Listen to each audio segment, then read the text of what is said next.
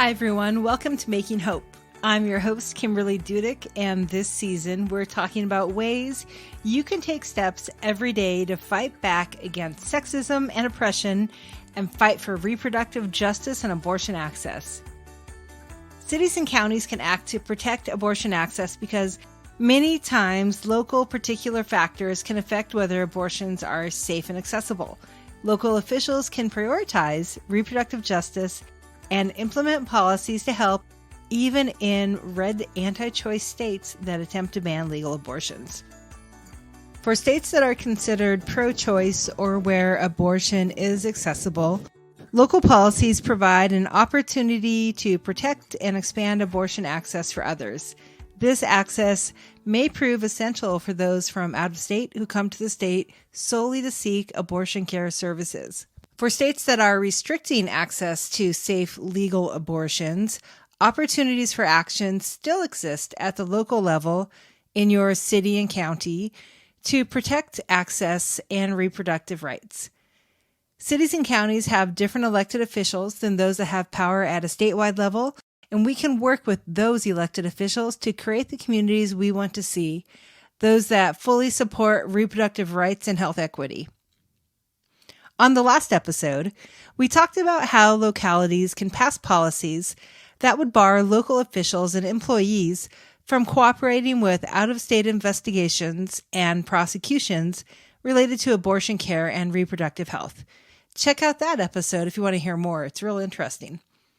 On this episode, we're going to talk about how localities can pass policies that do not permit deputizing of everyday citizens so that they can engage in bounty-style hunting of individuals who attempt to access and assist others in accessing abortion services.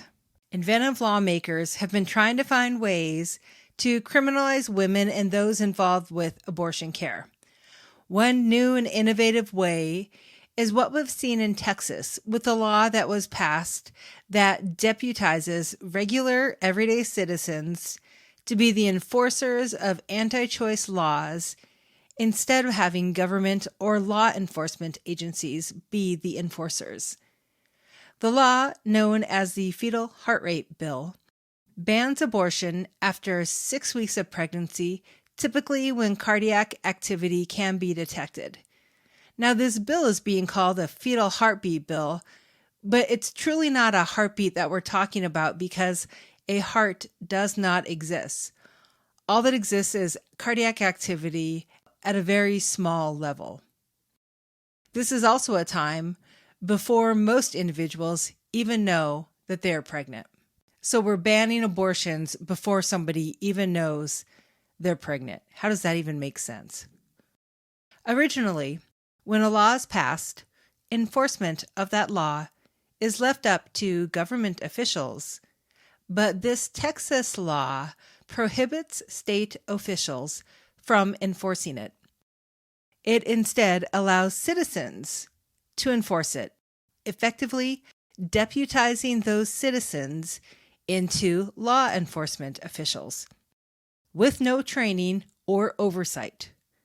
It allows ordinary citizens, even those outside of Texas, to sue clinics and others who violate this law in Texas and assist a woman in obtaining an abortion after 6 weeks of gestation. That should make you concerned. The law allows anyone to sue abortion clinics, medical providers, and anyone like friends and family who help a woman obtain an abortion in Texas after 6 weeks. This is not how the American legal system is structured. We do not allow vigilante groups to enforce our laws. It's happened in the past and it never ends well. Not only are ordinary citizens suddenly elevated to this new status of enforcer of laws, but they're also provided an award of at least $10,000 for every abortion after 6 weeks that they are successful suing somebody about.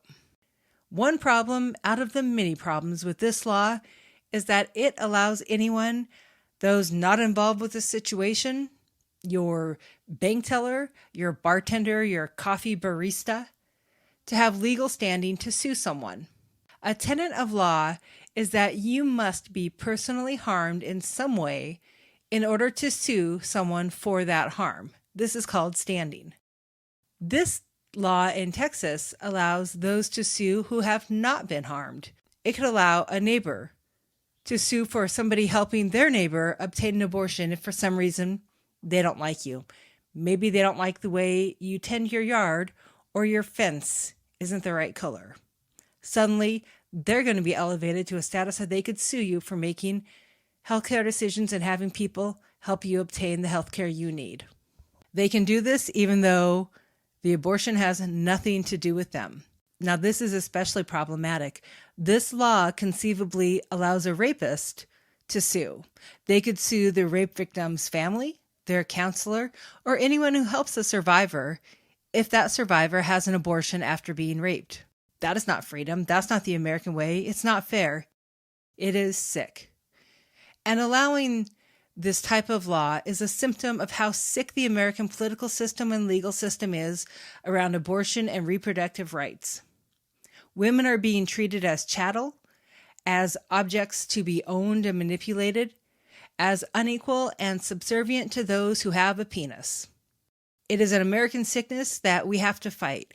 This type of law has a large destabilizing impact on the American legal system because of how it allows people who are not involved in a situation whatsoever to sue someone about it. These types of laws do not protect a woman's health, and I say woman because most of the laws are written saying woman, but it truly impacts anyone who has a uterus regardless of their gender identity. They're blatant attempts to interfere with a woman's right to make private healthcare decisions, and it would allow rapists to sue a survivor's medical provider, counselor, or family and recover financial damages. That's money. They could recover money because of the crime they committed. That's sick. This means that a rapist can make money off of their crime of rape. The law empowers sexual predators, and those who support these laws are likewise empowering sexual predators, whether they intend to or not. Feeling outraged and disgusted? Well, you should. This law and any like it are monstrous. If you want to start working on this issue and have local leaders take action so that this type of absurd law cannot be enforced in your area, here is what you need to do. First, sit down and write out what you would like to see changed and with whom you'd like to see it changed. Then find the contact information for your mayor, city council, county commissioners, and talk to them about what you want to see done. If you don't want to talk to them, send them an email. Let them know you do not support laws that deputize regular citizens to enforce anti-choice policies or regulations. Let them know you want them to pass policies that do not permit this type of deputizing of ordinary citizens to engage in bounty-style hunting of individuals who attempt to access and assist others in accessing abortion services, and that you definitely do not support having them being awarded $10,000 for every time they successfully sue someone for helping somebody obtain an abortion or reproductive health care. You can also do more in your personal sphere of influence. Your personal platform is power. Talk to others about your thoughts and build your team to advocate for these changes. Post online about what you would like to see done. Write into your local paper and share your thoughts there. These are all steps you can take to help protect the fundamental right to an abortion and help protect privacy and dignity. You can help to protect the validity of the American judicial system with these actions. We're in the fight of our lives with these laws, and we need to do everything we can to stop them. With all the bad news we're hearing about taking away fundamental rights, we really need to focus on what steps, no matter how small, we can take to fight for our rights. We're not powerless to stop this rollback of reproductive freedom, and we're not powerless against those who are extremists. It's time for us to act and push for the policies that will protect our rights. Thank you for joining us today. Stay tuned for the next episode to learn more ways you can act to protect reproductive rights. If you want to stay up to date, follow us on social media on Facebook and Instagram at Making Hope Podcast and on Twitter at Making Hope Pod.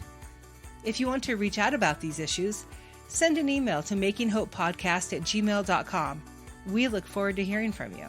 This podcast is a tool for you to use in the fight for reproductive freedom, abortion access, and gender equity. We will give you ideas, and you can take these ideas and put them into action.